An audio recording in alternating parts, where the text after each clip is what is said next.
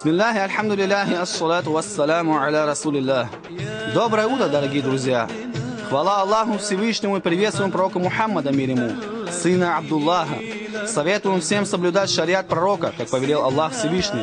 Это путь для нашего спасения в судный день.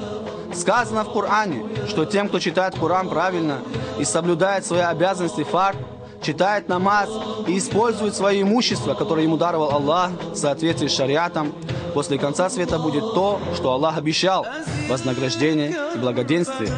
Пророк Мухаммад, мир ему, учил нас. Лучшие из нас те, кто научился чтению Корана, его толкованию и обучал этому других. Они получат большое вознаграждение.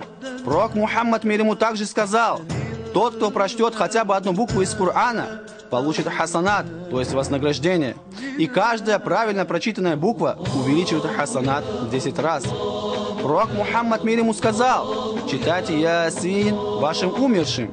Отсюда следует, что чтение Корана идет умершим на пользу, а тому, кто читает, будет саваб, вознаграждение, при условии, что он читал правильно и ради Аллаха.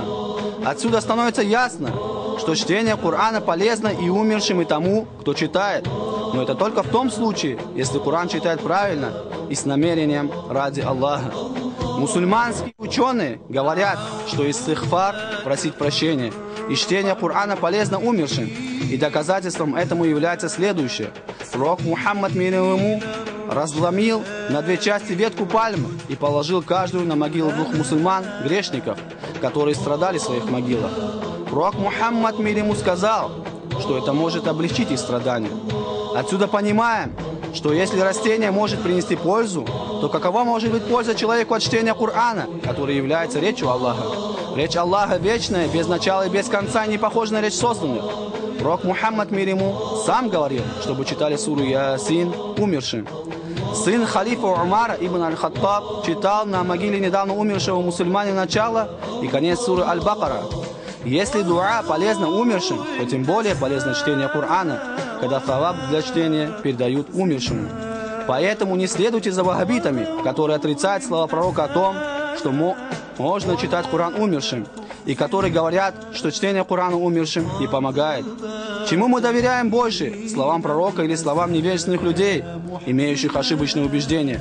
Конечно же, словам, сказанным пророком Мухаммадом, мир ему.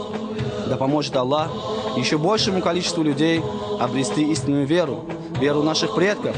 И пусть Аллах даст нам уверенность в соблюдении и даст нам силы избегать грехи. Вассаляму алейкум ва рахматуллах.